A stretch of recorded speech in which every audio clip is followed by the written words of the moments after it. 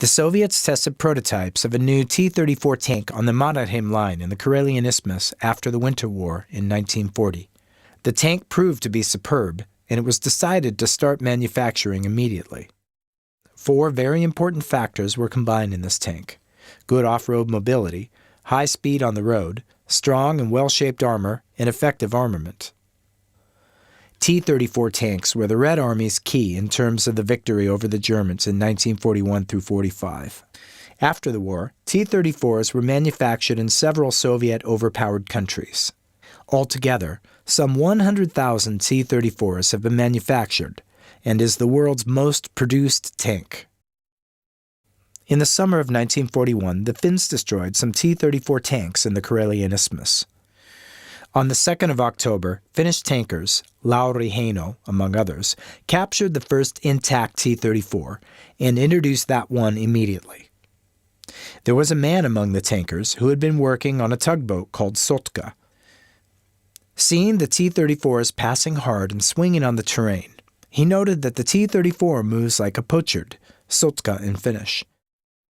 The tank proceeded on the 6th of December 1941 from Karhumäki to Provenza, driven by Sergeant Heino. In Provenza, the tank fell down from a bridge on the ice.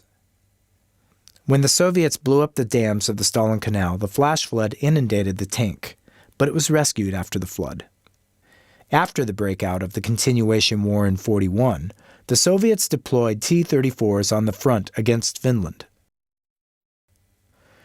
In 1943, the Soviets started to manufacture an improved version of this tank, with an enlarged turret and an 85mm gun. After the onset of the Soviet general offensive on the 9th of June 1944, these new T-34-85 tanks were deployed on the front against Finland. The Finns captured 7 of them for their own use.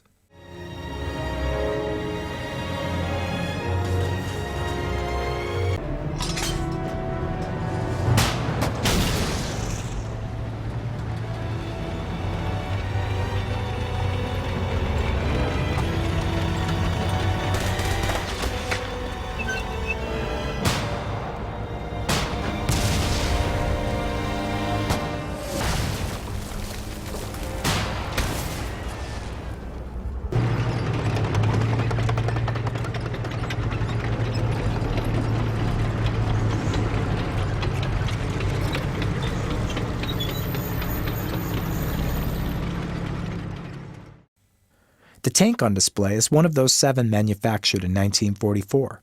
It was captured from the enemy on the 25th of June in 1944, with only 61 hours of driving time on the clock. This tank was transferred to the Armor Museum in 1961 and was given the original operational outlook of 1944 by the museum. The tank still has its original Soviet manufacture markings on the lower part of the front armor.